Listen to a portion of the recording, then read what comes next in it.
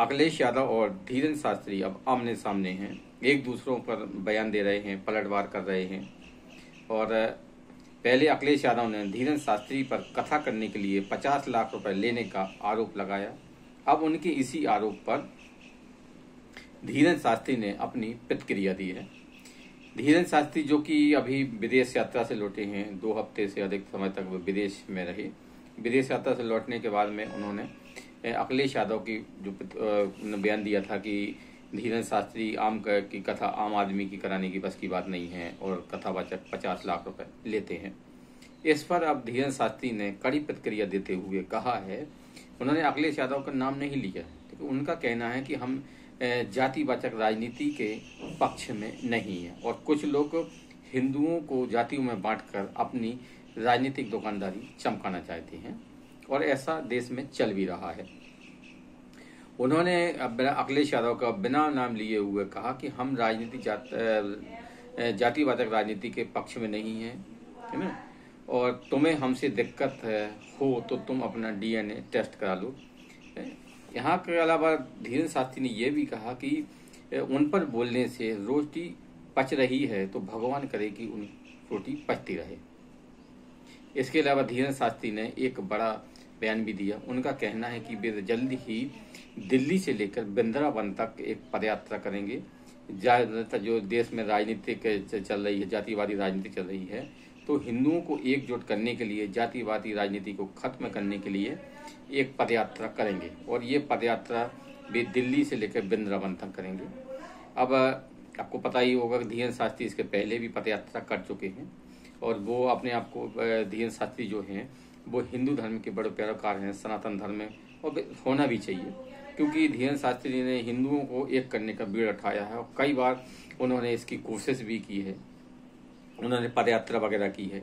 अब उन्होंने जो अखिलेश यादव ने उन पर जो बयान दिया है और जो उत्तर प्रदेश में एक मतलब इटावा में एक घटना हुई, उस घटना में जो कथावाचक थे यादव समुदाय थे, उनकी किसी मतलब जो ब्राह्मण परिवार जिसने कथावाचक के लिए उनको बुलाया था उससे कुछ अनबन हुई और उसके बाद में उनकी चोटी वगैरह काट दी गई और उनके ऊपर मतलब उनका अपमान किया गया।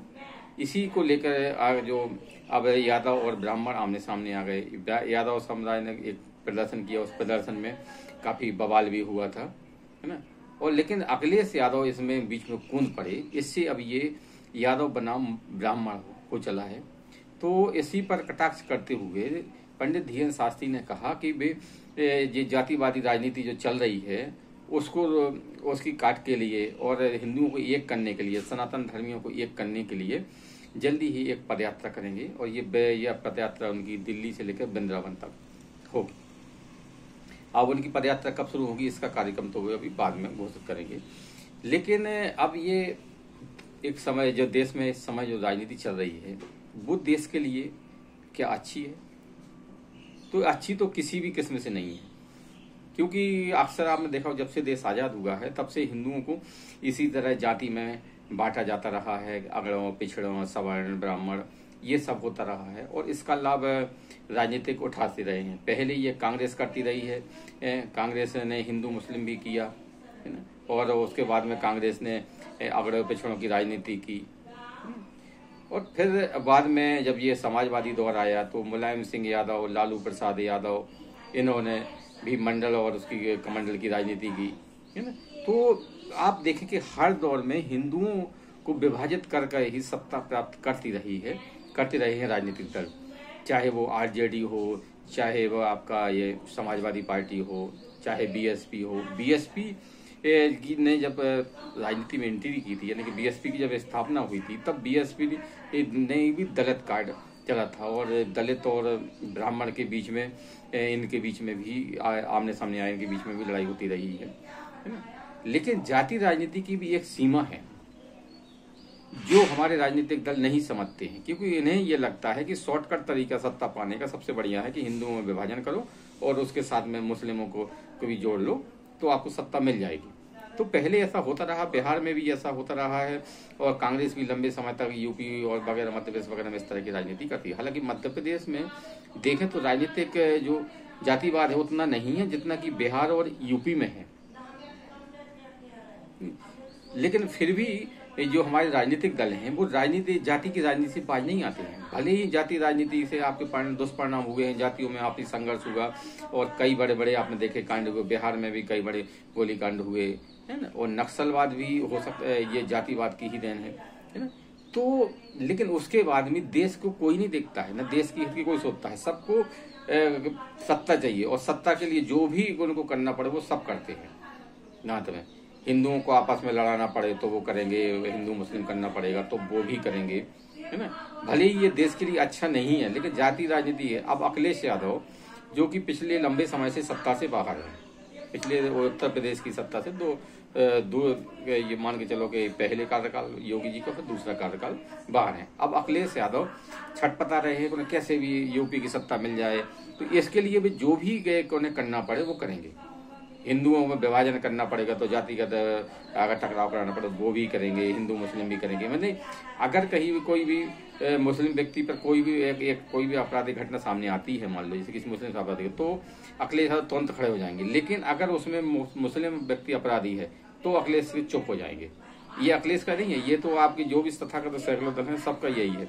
अगर किसी घटना में हिंदू आरोपी है तो ये आसमान सिर पर उठा लेंगे, उसके यहाँ जाएंगे और करेंगे और मुसलमानों से सहानुभूति दिखाएंगे। और अगर लेकिन किसी घटना में अगर मुस्लिम आरोपी है तो ये चुप्पी साध लेंगे।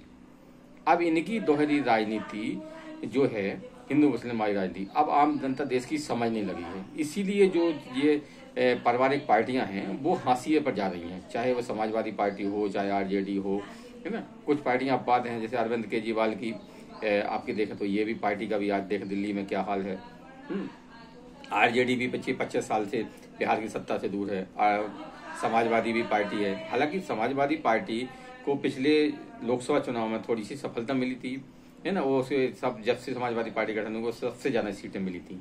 उसकी वजह यह है कि कांग्रेस के बीच गठबंधन हुआ और कांग्रेस ने संविधान का और ये दुष्प्रचार यूपी में फैलाया था कि भाजपा को 400 सीटें मिल जाएंगी तो भाजपा संविधान बदल देगी। जबकि हकीकत ये है कि संविधान कांग्रेस ने बदला। भाजपा पिछले 10 साल से सत्ता में है, 11 साल हो गए, लेकिन भाजपा ने ऐसा कोई भी बड़ी कदम नहीं जिससे कि संविधान बदला हो।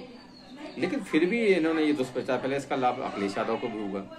लेकिन अखिलेश यादव को से लोकसभा चुनाव में तो लाभ हुआ, लेकिन उत्तर विधानसभा चुनाव में अखिलेश यादव की कुछ ज्यादा लाभ नहीं हुआ। यानी कि जो पिछला विधानसभा चुनाव हुआ था और उसके पिछला हुआ था उसमें दोनों पर अखिलेश यादव भाजपा से सीधी लड़ाई में नहीं जीत पाए। अब चूंकि उत्तर प्रदेश में हालांकि अभी विधानसभा चुनाव में देर है, लेकिन फिर भी अखिलेश यादव अपनी राजनीति गोटियां बैठाना शुरू कर दिए हैं। जब भी मौका मिलता है तुम्हें तो वो तुरंत जातिवादी राजनीति शुरू कर देते हैं या हिंदू मुस्लिम शुरू कर देते हैं। अब इससे उन्हें कितना लाभ होगा ये तो बेजान है ना तुम्हें। लेकिन उत्तर प्रदेश में हो या बिहार हो, अगर आप जातियों को एक जाति का पक्ष लेंगे दूसरी जाति को आप भला भला कहेंगे तो इससे जाति संघर्ष होना तय है। तो देश में जातिवादी की जो राजनीति चल पड़ी है इस पर लगाम लगाना जरूरी है। अगर BN शास्त्री ने ये कहा है कि वो जातिवाद राजनीति को खत्म करने के लिए पदयात्रा करेंगे तो ये उनका कदम अच्छा कदम है, वो उसकी सराहना की जाना चाहिए और हिंदू समुदाय को उसमें एकजुट होकर भाग लेना चाहिए ताकि जो हिंदुओं को बांटने का षड्यंत्र चल रहा है ना उस पर लगाम लग सके।